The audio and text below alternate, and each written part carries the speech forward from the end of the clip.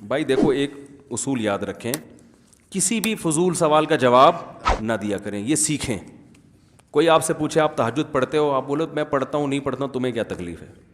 کوئی آپ سے پوچھے کہ اب دیکھو میں لطیفہ سناتا ہوں, ایک آدمی کسی سے پوچھے تمہاری بیوی کیسی ہے, خوبصورت ہے بدصورت ہے, اس کو غصہ ہے تو کیوں پوچھ رہا ہے, کہہ رہے جنرل نالج کے لیے پوچھ رہا ہوں.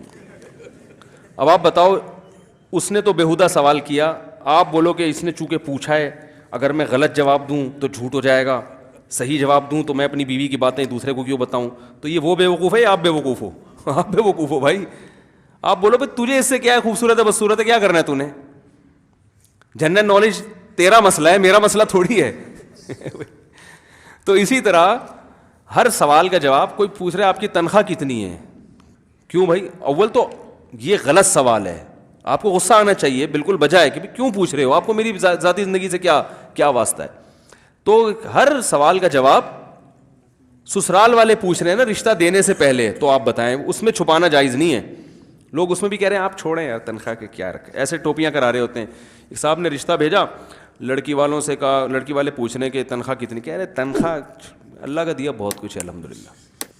تو وہ لڑکی والوں نے مجھے درمیان میں انکوائری کے لیے ڈالا ہوا تھا, ہمارے اپنے رشتے دار تھے نا, کہ اس سے انٹرویو لو, تو تنخواہ کا پوچھ رہے ہیں. تو وہ اصل میں اللہ کا دیا بہت کچھ ہے, اصل تو دین ہے. میں نے کہا اصل دین ہے, لیکن ہم نے آپ سے یہ پوچھا ہی نہیں کہ اصل دین ہے یا دنیا ہے, یہ سوال ہی نہیں ہے ہمارا.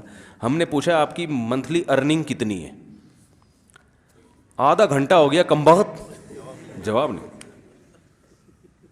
وہ میں نے کہا بھائی, کہہ رہے یار اسلام میں تو یہ پیسہ ویسا کچھ نہیں ہے. میں نے کہا اسلام میں پیسہ ویسا کچھ ہے یا نہیں ہے, یہ سوال میں نے آپ سے نہیں پوچھا.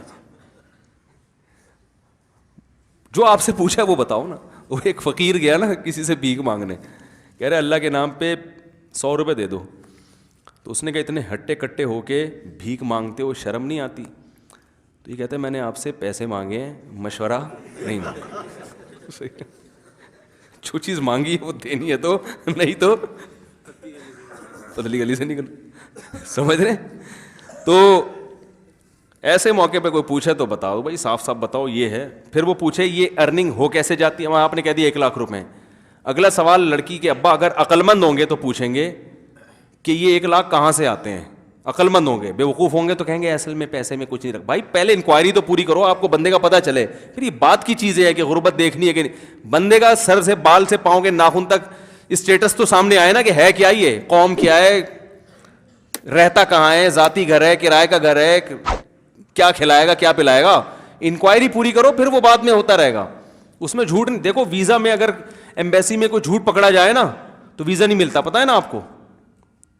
بھائی انٹرویو امریکہ جاتے ہوئے یو کے جاتے ہوئے انٹرویو لیتے ہیں, اگر آپ کہیں بھی جھوٹ بول دیا نا آپ نے, ویزا ریجیکٹ. وہ کہتے ہیں 2 نمبر آدمی ہے یہ, تو چاہے وہ اس جھوٹ کی اتنی ویلیو ہو یا نہ ہو. تو رشتہ تو اس سے اہم چیز ہے. اس میں اگر داماد جھوٹ بول رہا ہے, ریجیکشن, فورن اسٹیمپ پہ نا, وہ اس کے پاسپورٹ پہ آپ لگا دو, ٹھپا لگا دو, کبھی بھی ویزا نہیں ملے گا. ہمارے گھر کا ویزا گلی محلے میں آئے گا, وہ گلی محلے سے باہر نکل جائے گا. تو تنخواہ کی وجہ پوچھیں تو وجہ بھی بتاؤ بھائی, یہ ہے جی میرے پولٹری فارم ہے, یا میں انڈے بیچتا ہوں, یا میں. وہ ایک آدمی نے رشتہ بھیجا نا, 2 نمبری کر رہا تھا.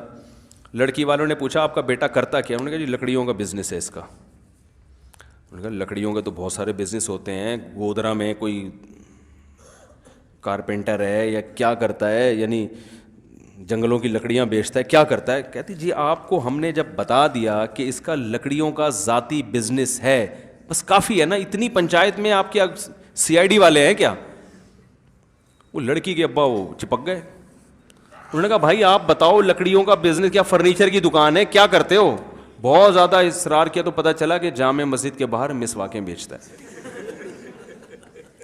مسواکیں بیچنا کوئی بری چیز نہیں ہے, لیکن جھوٹ بولنا, بھائی سیدھے سے بتاؤ مسواک بیچتا ہوں میں, تو اس میں کیا ہے؟ ان کو دینا ہوگا دیں گے, نہیں دینا ہوگا نہیں دیں گے. تو سچ بولنے والے لوگ مارکیٹ میں شارٹ.